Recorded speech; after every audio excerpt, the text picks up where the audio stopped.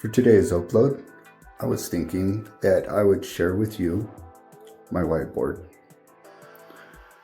I'm sure some of you have noticed it and might be curious as to exactly what's on it. I have a time-lapse recording, mostly time-lapse recording of the work that was put into it. So I will begin that now for your satisfaction. At the very end, it goes through and does a close-up so you can read literally everything on it. Right now, I would like to express my gratitude. Super huge thank you to all those that keep sharing my GoFundMe campaign. I appreciate you all deeply, and a super duper huge thank you to all the new donors.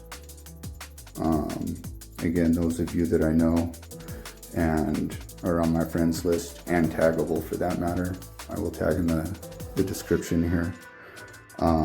But I would like to shout out to Nate, Kaden, Taylor, Tanya, Emilee, and Anonymous number 2.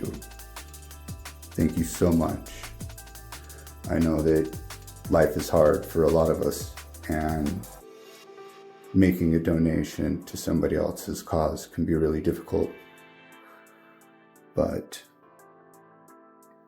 I will leave you with some background music to enjoy the visuals of what was about 8 hours of effort to get it all finished in one session.